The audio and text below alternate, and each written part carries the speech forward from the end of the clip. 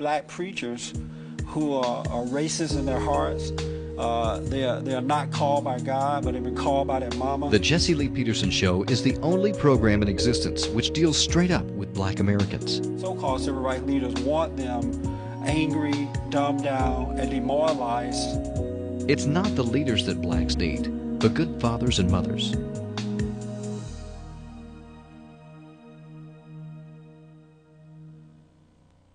Welcome to the Jesse Lee Peterson Show. My name is Jesse Peterson. I thank you so much for tuning in. I'm not going to waste a lot of time. We want to hear from you. I have a very interesting guest today. He's back again. This is your third time? Yes. Third time. Brother Gene Collins, he is the local president of the NAACP and also the state officer in Odessa, Texas, here in Odessa, Texas. Is that right? That's correct. Okay. I appreciate you coming back again. Well, thanks for inviting me back. I think the thing I appreciate about it is that you have the courage to come back. I've tried to get your leader on, Kwase Mfume, on my radio show, and he's a little coward. He refused to come on. But you do at least have the courage to come, and I thank you for that. I want to talk first about President Bush. Okay. He was invited by the NAACP to come and speak at their convention that they just had. It's the 95th or 93rd convention? 95th, I believe. Yeah, something like that, convention.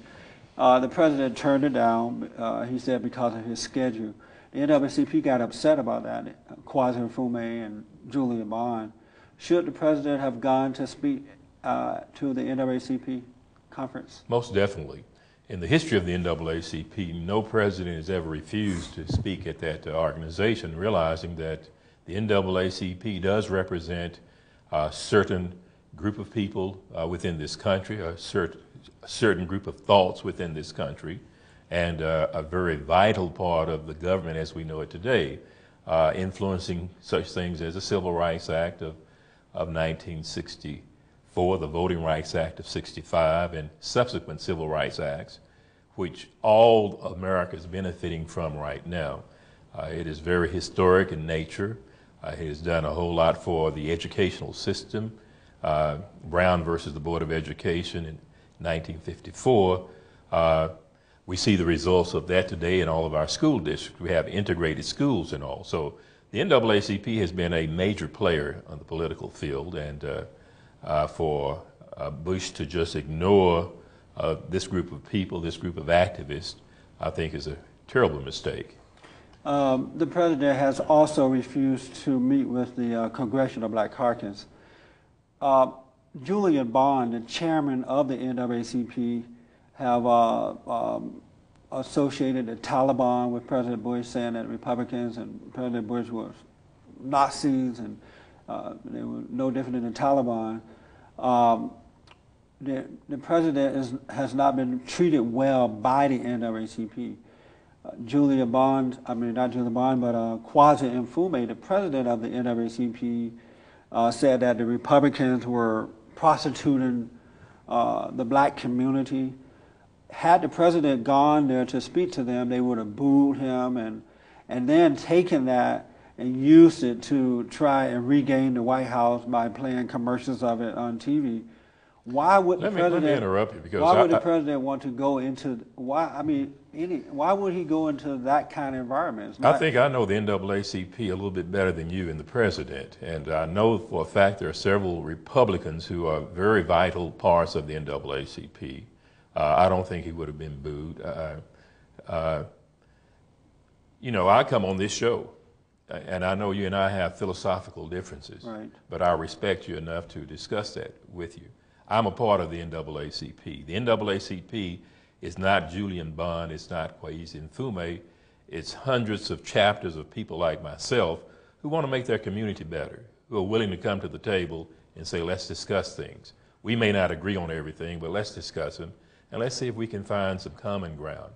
I think his unwillingness to do that was really an insult to the organization that has meant so much to this country in the area of human rights, civil rights, environmental rights. If you know that these people are your enemies before going into that environment, would you go? I mean, if they call you Nazi and compare you to the Talibans and Well, Jesse, I thought you'd be proud of that, because every show that I've been on, you've attacked Mfume, you've attacked Clinton. These are very good friends of mine. But I continue to come on your show to dialogue to have the dialogue in hopes that we will at least have an exercise where philosophically we may not agree, but we can get some things on the table, and I'll know where you're coming from and you know where I'm coming from. He has to go to other countries in the world that are booing him. They did him terribly in England, but he went over there. They had massive demonstrations, anti-war demonstrations, and treated him worse than any president that I remember in my lifetime. But that's and different right now, from being treated that way at home, though. well, let me finish. Let me finish. He had enough respect for the British, in spite of all that, to go over there. Why can't he have that same respect for other constituents and citizens of this country? Do you go to only the people who you agree with? I think that's kind of an elitist philosophy right now. If you don't agree with me, we don't have any need for you. And that's what the Republicans are portraying right now. The Democrats are really trying, and I'm not trying to make this a political forum, but the Democrats are really trying to show America that we want to include everyone. There's a place in America for everyone. We may not agree with everything. The Democrats are trying to do that? We've always done that. But the Democrats only accept people, I mean, I'm sure they would accept anyone who would come in, but most of the people that belong to the Democrat, you have homosexuals or National Organization of Women who hate men, or people who hate America for some reason or another, black Americans who depend on the government, and the Democrats tend to where do I fall in there? Appease blacks with the government. And so I've noticed that it's just a bunch of group of people who has a problem. You know, they don't really they blame others for their problem rather than standing on their own 2 feet. Where do I fall in? I have no idea. I own a business. But you're I one put person myself that we're through. talking about. Well, I mean, that's what the party is made of, individual people, not categories of people. I feel that we, as the greatest nation since civilization, should have some things for every citizen that we don't have. We have lesser civilizations that have better health care plans than we have. They have jobs. We still have poverty and hunger here. We have an educational system that is designed for certain people to fail. And we have a lot of things that need to be worked on. But the Democrats are to blame for the education system, because when President Clinton was in office, the education system, especially the public school, went to hell in a handbasket. It was worse at the end of his term than it was before he started out, in that black fourth graders can't even read. You know, in our organization, we work with black boys and girls who are coming out of the public school system. They can't read or write, but yet they've been passed through the system. There's a lot of money there, but these boys and girls are not being educated, and you can't blame the President Bush for that. But I want to go quickly back to President Bush not speaking to the NAACP. Okay. As a black conservative and a black American, I think that he did the right thing, because the NAACP is, in my opinion, is a racist organization. It is a political pawn for the Democratic Party. I don't see any clue that they're going to ever encourage. May I interrupt you? I'll let you respond. Let me just say that. And so, had the president gone to the NAACP to speak, it would have validated them as a legitimate organization representing black Americans, and I would have been offended by that, because the NAACP doesn't represent me in any way. And so I was glad that he didn't do that. Mr. Peterson, I don't know how well you are versed in history, but there is no question in my mind that you would not be sitting across this table from me, engaged in a political forum on national television, had it not been for the NAACP knocking down doors. You came from the Deep South, right? A place where you couldn't even sit at a counter and eat because you were black. Had it not been for the NAACP and the other people who you are blasting at this particular time, you'd still be in the backwoods, unable to go to town and sit at a counter and eat. You would not have the education. You don't know that for sure. Well, no one else stepped to the plate. Right, but you don't know that. No one else stepped to the plate. The I certainly believe with your mentality that you would not have been the one to step to the plate, but people like That's Thurgood not true. I'm Marshall always stepping and to the other plate. folks who did step to the plate so you can sit here and enjoy these liberties here, they did it. And they didn't blast others who were trying to make that move. This did not happen because of the goodwill of Anglo-Americans. This happened because of some activism by organizations like the NAACP who said, we don't want this anymore. And here you are benefiting from it and blasting it. You know, that's somewhat hypocritical to me. The one thing I would give you credit about is that the NAACP of yesterday is not the same NAACP today. How do you know? Because the NAACP of yesterday did fight that the laws protect everybody. Okay. We took the lead in the last presidential election because the votes weren't being counted. We're trying to tell people to have, let me finish. We're trying to tell people to have a democracy in Iraq, where in Florida we don't even count our own votes. But that's not true. And the NAACP was at the forefront of trying to make sure that every vote in every ballot there in Florida got counted. Well, where was your organization during this time? This is a basic right. And this is one that the Republicans are saying we should take all over the world and make Iraq a democracy so they could vote. Gene, hold on. The one thing I want to tell you is that it's not true that the voters were not counted in Florida. There were votes that weren't counted. That's just a lie that the NAACP and others have used to put fear in the hearts and minds of black Americans by making them think that the Republicans somehow or another are holding you back. They won't even count your vote. I'm sure there are some voters who were not included in there for whatever reason, but there wasn't all of the liberal media and people who went back and did a recount of those votes said that the president won. Now, the Democrats have not been able to let go of that. I don't know over what the last media you've 40 been. years. Evidently, we listen to the different evidence media. there. But I want to go back to this because of time. I don't see where it's necessary. If the president want to talk to black people and potential black voters, he can do it by holding town hall meetings. He can do it by going into the community and talking to the people. He no longer have to or need to go to these so-called leaders, people like the NAACP, Jackson, and this Congressional Black Caucus, because those people don't represent all black people. Yes, they represent a few, blacks who are incapable of thinking for themselves, but they do not represent majority of Well, I think you've sat here and insulted me again because I'm part of the NAACP. That's why I said a few. And I certainly think for myself, when we have conventions, we have a convention of thoughts. We don't come in with a playbook and tell everybody you have to think this way. We put things on the table. Some of the brightest minds in this country are members of the NAACP, and they're not all black. They're Anglos, they're Hispanic, they're Asian Pacific Americans. They all can come to the table we have one thing in common. We have a focus, and that is civil rights for everyone. And one other thing Other you than said, social we programs, do not need George Bush, an unelected president, see, to that's validate. amazing. The president was elected. No, he wasn't. No, he wasn't. He was. It's hard to let that go, huh? No, if you'll count the ballots, number one, he did not get the popular vote. I don't want to waste a lot of time on that issue. But all I'm saying, we don't need him to validate us as an organization. You said then he why would did they get validate so upset that he didn't come? Because he's the president.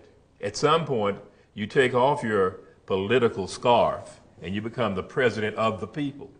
Are we not the people of this country, or are we some foreigners? I mean, he wants to go around in other countries and stand in front of them. Can't you stand in front of your own people? Would you have a problem if President Bush had gone and spoke to the Ku Klux Klans or the skinhead groups?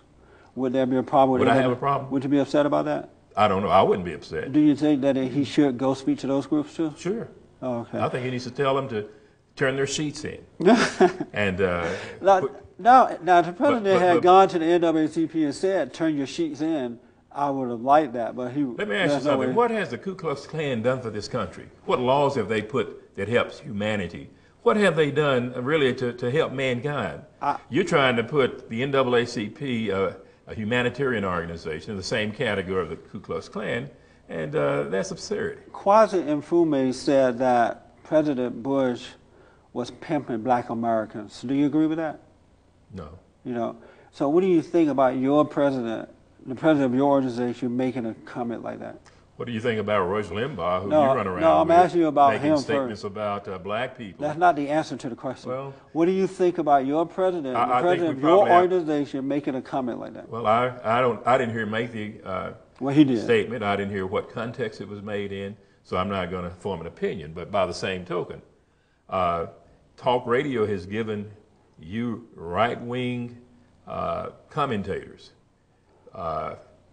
free gratis into saying just about anything you want to. And it's done it for left wing too. Mona Sharon, who was just fired, I understand she was fired this weekend from USA, who was supposed to go down and give commentary at the Democratic convention, was fired when she wrote an editorial classifying the Democratic Party as the party of the French, inferring that they did not want war and they were wishy-washy and what have you, and the Republican Party was the Americans. And you know, that type of hateful rhetoric needs to stop. It's very divisive. We are our strongest when we're together. When we nitpick and try to character assassinate, we are at our worst. And I think that's what the world is seeing. And unless we clean up that act, then our status within the world is going to be as low as it's ever been in the history of you are a pastor. Yes. The NAACP came out and said that they support abortion. No, they didn't. Yes, they did. Yes, they did. They support abortion. Do you agree with that support of abortion? No. You didn't even know that they supported abortion. No, we don't support. I know our platform. Now, there have been people who have shown up with resolutions and what have you, but we have never legislated anything in support of abortion. So you're not We aware. are civil rights. No, we you're are not aware that the president of the NAACP or whoever made your decisions there said that they support abortion. You're not aware of that. We don't support abortion as an organization. And are you separate from are you separate from I guess the primary organization, the heart of the organization? No. So when you say that you don't support it as an organization, what do you mean? Our organization is a civil rights organization. We are concerned about legislation that makes sure that everyone has an equal opportunity, equal access. These are the types of issues that are in our platform. So you're saying now, you have some people who are Baptists, you have some people who are Catholic, you have all other walks of people who may not agree on everything within the organization. But there are some things that we do agree upon. And these are the opportunities that make this country great in making sure that everyone has an equal opportunity and an equal access to these things. I don't know if you're aware of this or not, but I guess your local chapter there in Atlanta, Georgia, wanted to bring the abortion issue to the platform at the convention, the NAACP last convention, and they were not allowed to do that. Are you aware of that? Yes. And so let me say something else I'm aware of. There are some things as a minister that have existed before the United States existed, before our platforms existed. They were already ordained by God. You might ask me about the marriage amendment. You know how I feel about that? Well, first I am getting to that in a minute. Okay. But how do you feel that the NAACP will not allow another chapter of the NAACP to bring the abortion issue to the platform? Because that's not what this organization specializes in. That should be done. That should be handled in the church. That's a moral issue. You and I, as ministers, should take care of that because those issues supersede any. But I can't understand you if the NAACP announces that they support abortion, and there are chapters within the NAACP that says that they don't support that. Why are they kept away from expressing their opinion? Because we don't support abortion. Abortion is not the. So why not let the debate happen on the floor then? Because this is not the arena for those types of issues to be handled. They should be handled as moral and spiritual issues. They should start in the church between you and I, and those things should be. Same-sex marriage. NAACP support that. How do you feel about that? Marriage occurred long before the NAACP was around. It was ordained by God. But the marriage is between one man and one woman, not two men or not two women. Exactly. How do you feel as a preacher and a chapter leader of the NAACP that the NAACP supports same-sex marriage? We don't. What do you mean we don't? The NAACP does not support same-sex marriage. What do they support? The NAACP supports civil rights. voting rights. But same-sex marriage is not a civil right. Right. So that's out of the sphere. Your organization, Bond, has a specific mission statement. Yes. If I were to ask you, how do you feel, how does your organization feel about putting buttermilk in cornbread, that would be ludicrous because you're not a cooking organization. But I would tell you that rights. I happen to like buttermilk and cornbread. I do too. I do too. But that's not what your mission statement is. The church has a mission statement, and I'm glad that you brought this up. Where this country has failed is in its religious leadership for allowing certain things to go on. That's a good Things point. So that why do a preacher such as yourself, and I'm assuming there are other black preachers within the NAACP, why do they allow these things to happen within the NAACP? It's not us allowing it. It's the church that has allowed it. Marriages were ordained by God long before the United States was even established. We don't need a constitutional amendment or anything else to veto or to dictate over God. Do you support same-sex marriage? No, I don't. You think it should not happen? I've never supported it and never will. Do you support a constitutional amendment stating that a marriage is between one man, one woman? Let me comment on that because you're a conservative. A conservative, and based on your own definitions that I have read, are those that believe in states' rights. But most of all, I'm a godly man. I believe in God. But let me finish. I'm making a point. One of the biggest platforms of conservatism was that we have states' rights, that the federal government should stay out of certain things. And I think it's so hypocritical now that here is an amendment that really should be addressed by the states that's being pushed by the conservatives. Y'all are conservative one day and saying states' rights. The state has a right to decide its own destiny.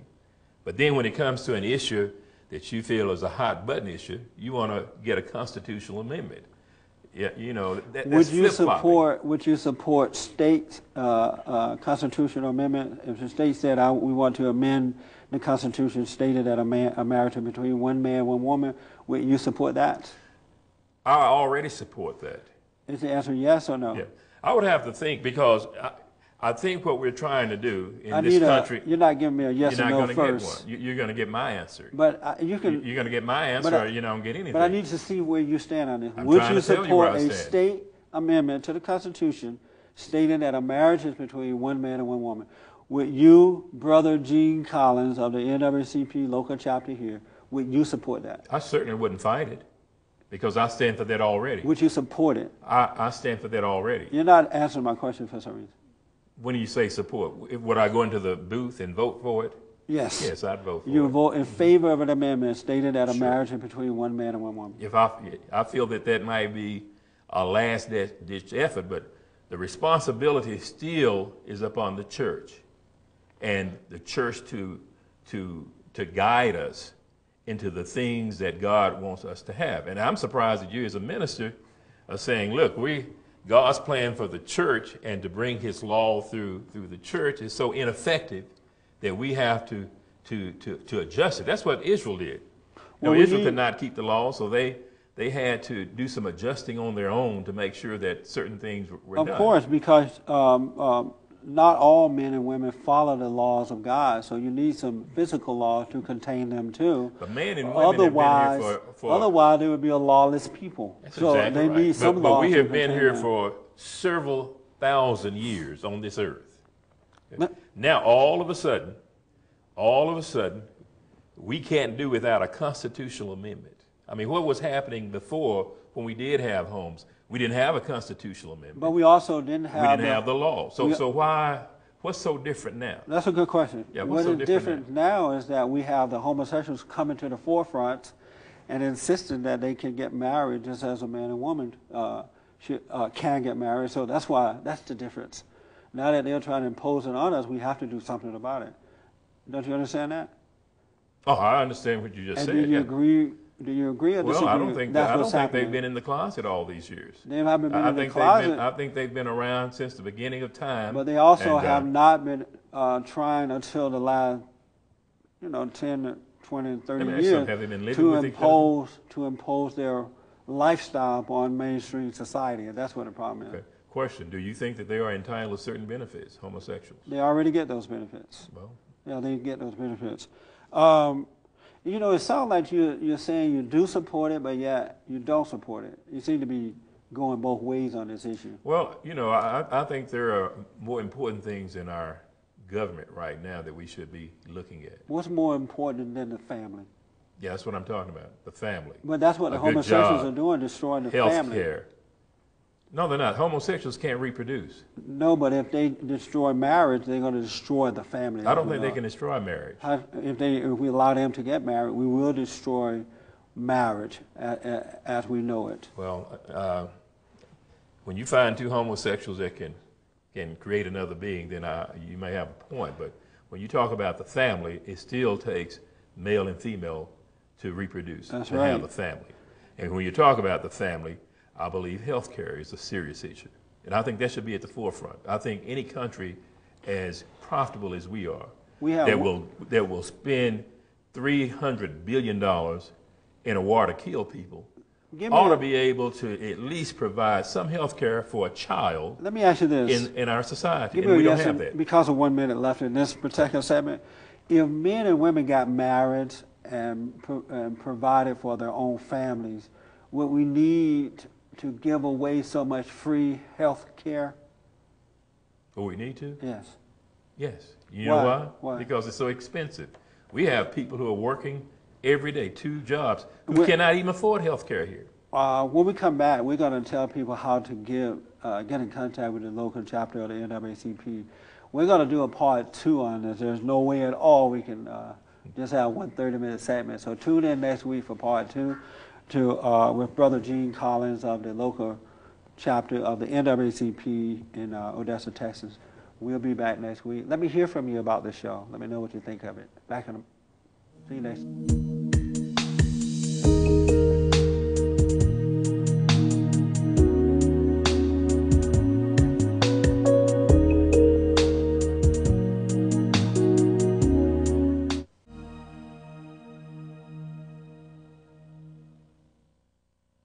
Welcome to the Jesse Lee Peterson Show. I am Jesse Lee Peterson. Thank you so much for tuning in. Let us hear from you. Our website will be put up. You can email me or give me a phone call about this show or any other show that you may want to comment on. Also, if you have guests or people you'd like to see on the Jesse Lee Peterson Show, we need their names, address, and phone numbers. So at least name and phone numbers or emails, address, so we can get to them. Brother Gene Collins is the local president and state officer of the NAACP, and he's on for a second part 2, talking about the NAACP and the election and things like that. I appreciate you staying over. Thanks. I want you to, if you don't mind, giving out a phone number or something that people may get in contact with the local chapter of the NAACP. Okay, they can reach me at area code 432-333-1161. Okay, that's 432-333-1161. Correct. On the first session, we talked about, I'm happy that President Bush did not meet with the NAACP. I think that the NAACP is outdated, not needed. It's a racist organization, a political pawn for the liberal elite, racist Democratic Party. So I was glad that the president didn't meet with them or the Congressional Black Caucus. You disagree with that, of course. Yeah, and I think if you would meet with them, you wouldn't be so ignorant about their mission. And I think if you're calling them a racist, you're probably calling me one. And I don't think that I am a racist. I think that I have proven my compassion to all people in all walks of life in trying to make life better for everyone. And for you to sit there and call them a racist, I think is really irresponsible on your part. Well, I think that when you have one of the heads of the NAACP, Julian, who I call in my new book, Scam, the Grand Wizard of the NAACP, associating the Republican or Conservative Party with the Nazi and calling us Taliban. But we have Rush Limbaugh who are making worse statements like that. But I thought you'd be proud of Julian, because that's really a tactic of the right wing to try to use character assassination. You change terminology. You make words mean what you want them to mean. And I've heard Rush Limbaugh say worse things. But Rush Limbaugh does not represent an organization. He's an individual. So is Mr. Bond. Where Julian Bond represents an organization. No, he's an one individual. of the chairmen of the NAACP. He's still an individual. And he also made these statements at the conference of the NAACP. So he represents an organization. How are you feeling about the Democratic Convention that's happening right now? I think the Democratic Convention is going to re-energize everyday Americans about values that are important to them, real values. I think the litmus test on whether you are in a certain class or not is not going to be important anymore. I think everyone is concerned about health care, homeland security, being respected abroad, making sure that we have adequate jobs and salaries for working families and these types of issues.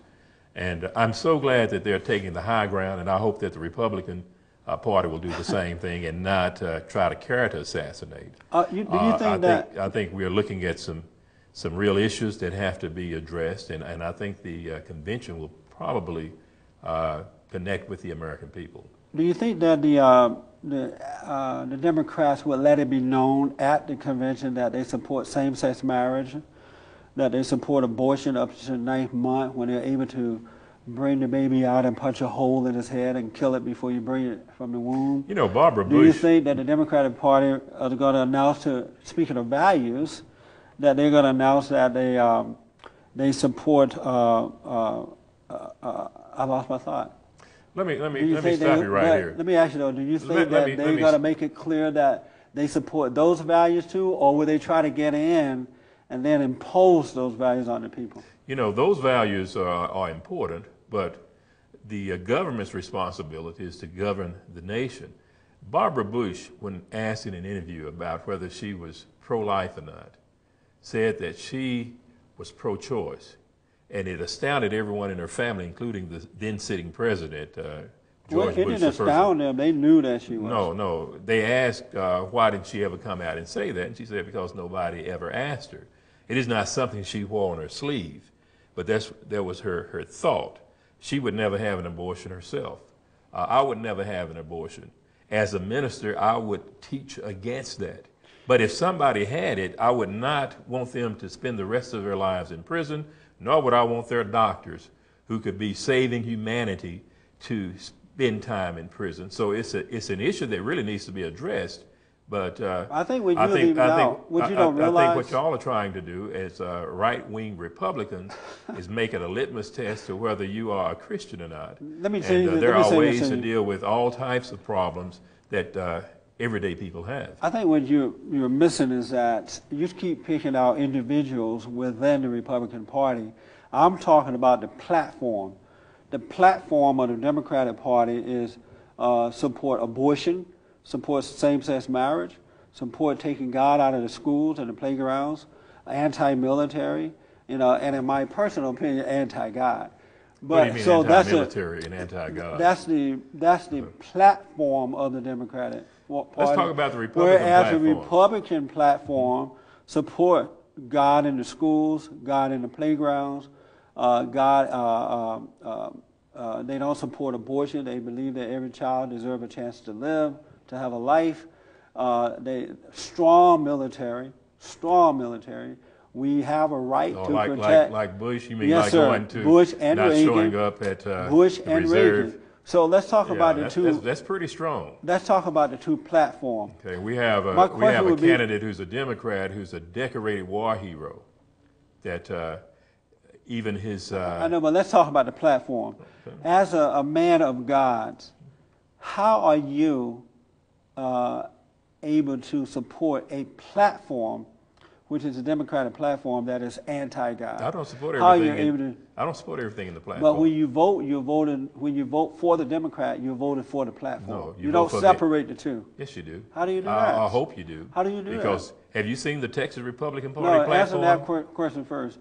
How do you do that? I'm trying to answer it. I'm not familiar with the Texas platform, but I'm familiar with the Republican platform. Well, number one, the platform is not in the ballot box with the voter. There will be a campaign where candidates will show their strengths and what they stand for. You vote for the candidate. I think it's wrong to try and compartmentalize people into these separate groups. This is divisive.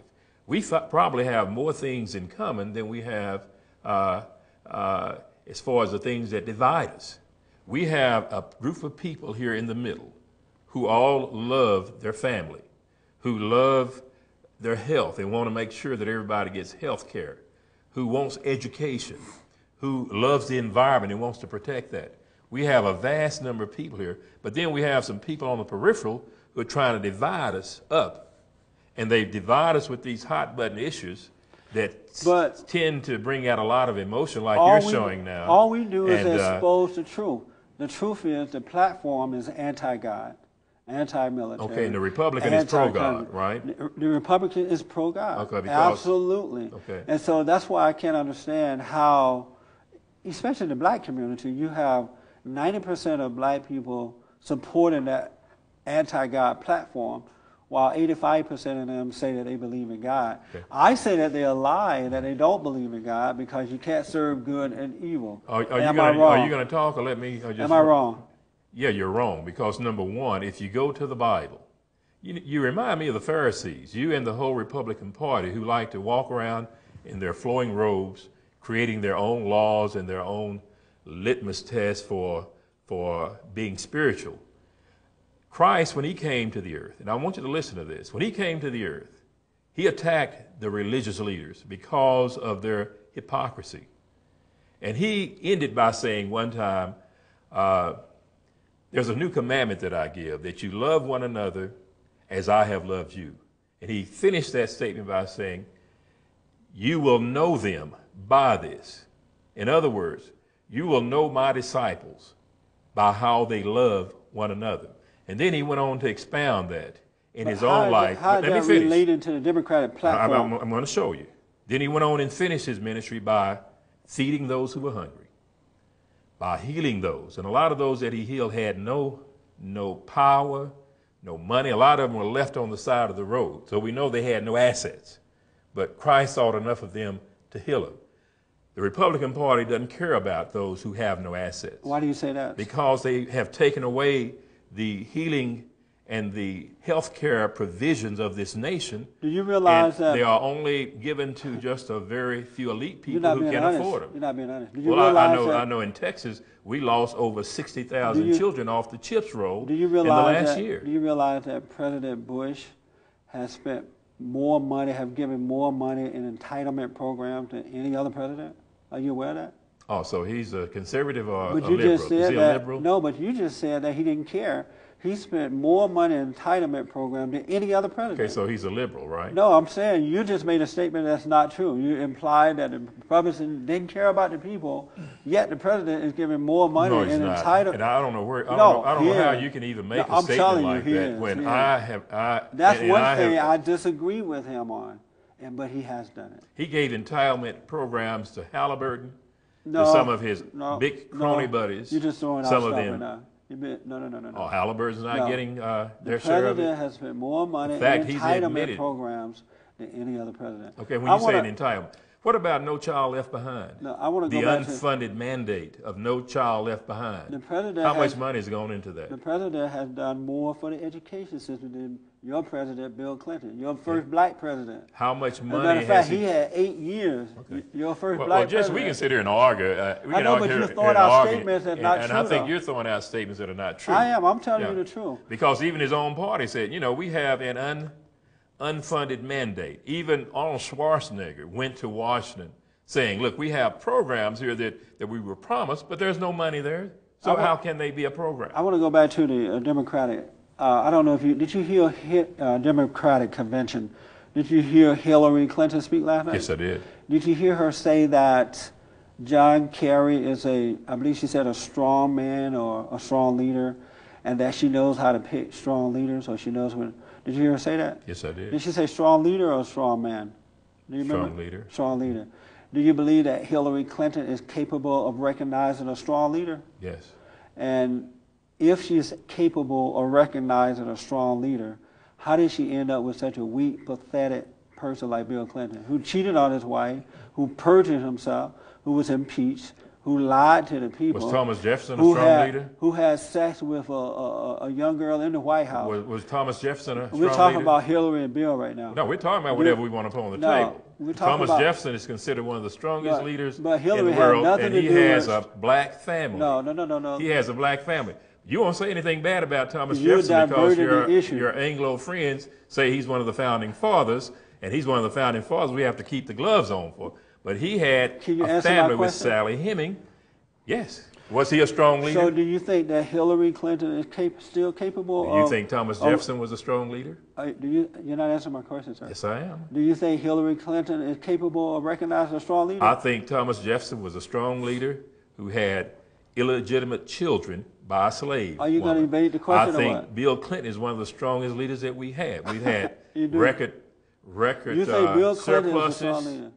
surpluses, record peace. Would a strong leader lie under oath? I don't know. Bill Clinton did. Yeah. Well, we have Abraham lying under oath. Would a strong leader cheat on his wife with a young intern? We have Abraham that did You're not that. answering my question. We had Abraham. What is your definition of a strong leader? You're not answering my question for some reason. You're trying to judge a man's morality. You're not answering my question. Would a strong leader cheat on his wife in the White House with a young intern? Would a strong leader divorce his wife? You're not answering my question. Yes, I am. Ronald Reagan divorced his wife. No, we're not. We're talking about Bill Clinton right now. You're not answering my question. Okay. Was Ronald Reagan a strong leader? One more time. Would a strong leader... Was Ronald Reagan a strong leader? You're not answering the question. You're not answering mine either. Let's go to the next one because of time. Okay. I think most people can get the answer by you not answering that question. And you're not answering also. A lot of young black Americans are not supporting the NAACP. The membership in the NAACP is dropping. Why do you think a lot of young black folks are not supporting the NAACP? Well, I think it's very simple. We have lost in our educational system the module for social responsibility. Young, not only blacks, but Anglos, Hispanics, they're not involved in the church. I think the church is the epitome of social responsibility. It is taught and reinforced there. The NAACP, and it's no secret, is really dependent upon the black church. The moral standards that are set, that it tries to carry out, originates in the church. And I think we as a society, in trying to be politically correct and overusing the separation of church and state theory, have allowed our educational model to discard anything that shows social responsibility. It's not taught, and social responsibility is not taught. We teach toward the test now. We're more concerned with whether you pass the test than whether Johnny is a good boy, or Johnny takes care of himself and he understands how to relate to seniors and people of the opposite sex. We don't care about that anymore because we're not teaching it, and it doesn't show up in the test. So we have a fundamental problem with social responsibility all around. The NAACP is trying to appeal, and we don't have the appeal. The church doesn't have the appeal, and most of the other social organizations are not appealing. So they are establishing their own social responsibility module. I think one of the reasons, and I think the primary reason that a lot of young black folks are not supporting the NAACP is because they have had the opportunity to integrate with other races, go to school with them, live with them, dialogue with them, and in some cases have family, interracial marriages and things like that. And the NAACP tend to build its organization on racism, accusing white folks of being racist, and pulling in blacks. But blacks are now able to see that that's not a primary issue anymore within this country, that racism is not really what's holding black folks back, but it is a lack of character. And because of that, the NAACP are not capable of pulling black folks in. They're able to see that for themselves. I disagree with you adamantly about that. In fact, the strength of the NAACP is its multicultural concept. We have, in fact, the NAACP was started by Anglos and blacks in trying to teach young blacks how to read, something that was denied them. The NAACP may not have the initial appeal, but I get more inquiries from young people than older people because They are the first ones laid off their jobs without reason. In the educational system, you can control that environment to make it conducive to them getting along. But once they get out and have to compete with jobs, and they are fired because of their race, and they see this racism, they run to the NAACP then.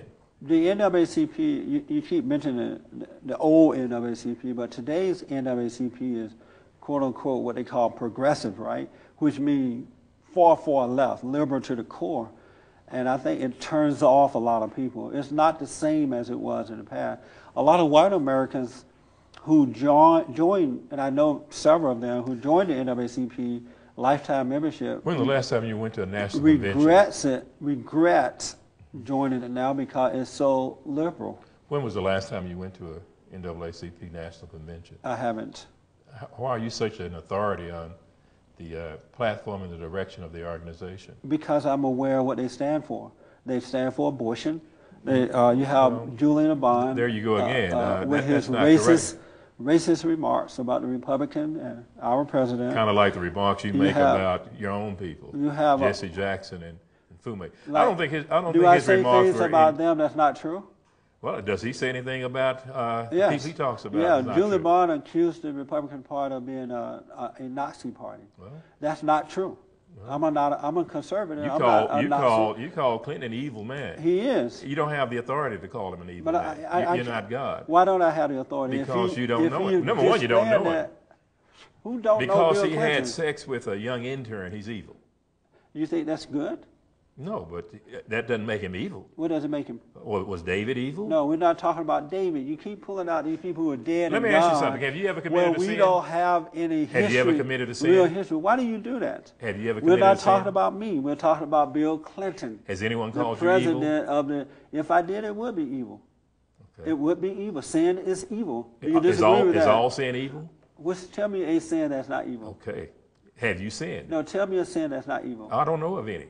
Have you sinned? So what's that question? The Bible said all have sinned and fallen short of the glory of God. What does that have to do with Bill Clinton? Why are you calling him evil? Because he is. Do you get up in the mirror and look at yourself and call yourself evil? If I'm evil, yes. But I'm talking about Bill Clinton, and Bill Clinton is an evil man. Okay. I want to go back. Is there anyone on the earth who's not evil? Let me ask you that. I'm sure there are, but... Oh, really? So the Bible is wrong? No. The Bible said all men have sinned. But there are men and women who have overcome.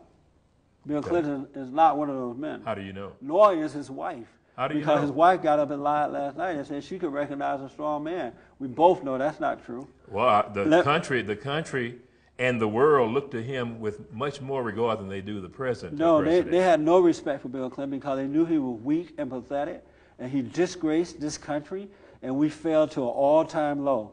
And I remember when Bill Clinton had oral sex with that woman, we do a lot of work in the juvenile detention centers, right? And at one time it was embarrassing for the boys to admit that they had oral sex, right? But you love to bring it up. But when Bill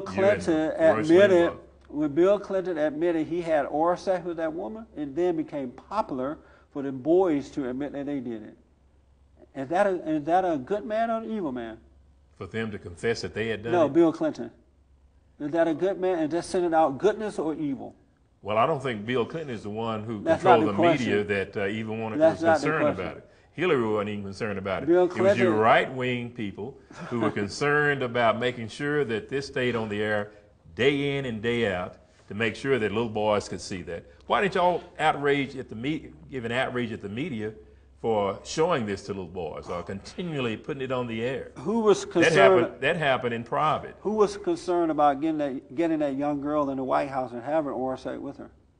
Who was concerned about it? Yeah. I don't know. The president was. I don't know. Yeah. But the bottom line go back is to the black churches. We can't call anyone evil. Yes, we can. Unless we call everybody evil. Let's go back to the black church. Okay. I agree with you that the average black church today is not of God's. You know, it's not dealing with the more issues. Why are we saying just the black church? Of the black community. Are we afraid to include the white church? Because we're talking about the NAACP and predominantly the membership there is black. I know they have whites as well, but... Okay. Why don't we talk about... And they get their support from the black churches, as you said. Yeah.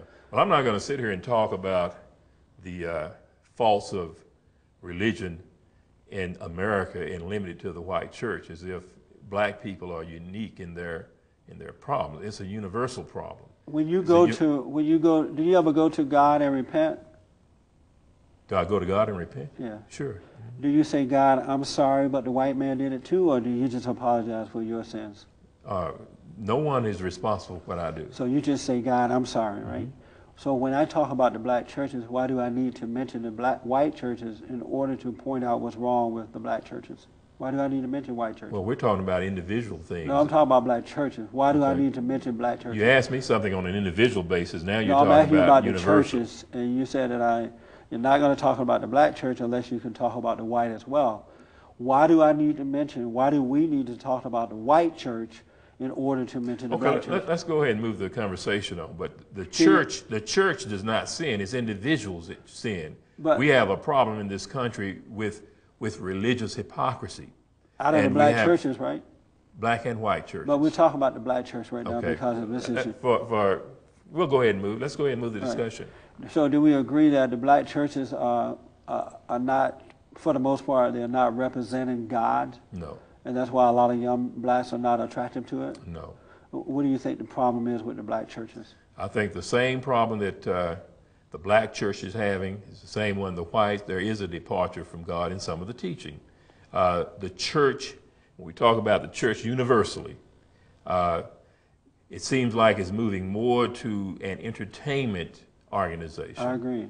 Than a spiritual field organization of worshiping God, where God is the focus of everything and not the pastor, the choir, and all these other things that really resemble pagan worship. Yeah. You know, under paganism, it was a worship that involved the senses of man. It even involved fertility religion, where there were temple prostitutes and all. And what I'm seeing now with all this movement and this physicality in worship, that's the paganism. That's the natural man worshiping. Spiritual man is on a higher level, and it's nearly in a meditative state where your spiritual mind comes in contact with God. I think the reason for that because most black preachers are not called by God but by their mama. They're not truly called by God. Let me give you two examples. Well, I think that's a dangerous statement to make, and I think it's an erroneous one. Let me tell you. I think you need to be careful about categorizing. You don't know most black preachers. Let me tell you why. Since the early 70s, over 14 million black babies have been aborted inside the black woman's womb. Okay, we've had this discussion Every day before. over 1,500 black babies are aborted every day. It's the black preachers. I don't hear black preachers complaining about that. In Los Angeles, one of the largest black churches in LA, First AME Church, headed up by Caesar Murray. Are you familiar with that church? I've heard of it. He had Bill Clinton. We repudiated one of our governors, and we brought in Arnold, but we got rid of Gray Davis. Bill Clinton, Caesar Murray invited Bill Clinton and Gray Davis to come and stand in the pulpit and lie to the congregation. And instead of repudiating him, the congregation gave glory to God. Do you think a man of God would allow that to happen? Allow what to happen? A person like Bill Clinton and Gray Davis to stand in his pulpit and lie to his congregation. Do you think if this man were called by God, he would allow that to happen? Your questions are fashion to have. Can I get a yes or no? We have 15. Yeah, I can give you a yes or no as soon as I tell you about No, your we don't questions. have the time. And Yes or no? I'm not going to let you leave Would a me man down of God do that? Would a man of God do what? Allow Bill Clinton to do that.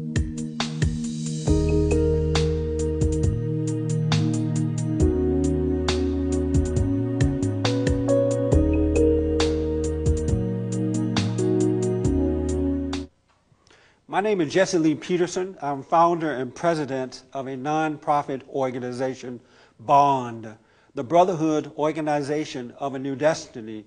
And our purpose is to rebuild the family by rebuilding the man. You can reach us at 1-800-411-2663, 1-800-411-2663, or at our website, www.bondinfo.org, BONDINFO.org. We're 13 years old. We're not a governmental organization. We're a private, nonprofit organization. And I believe in the perfect order of God and Christ, Christ and man, man over woman, and woman over children. It is a spiritual battle that we're fighting, not blacks against whites or whites against blacks, but good versus evil, right versus wrong. I'm committed to rebuilding the family by rebuilding the man. For an audio or video copy of this program, please call or write the address on the screen. Please include the program number when ordering.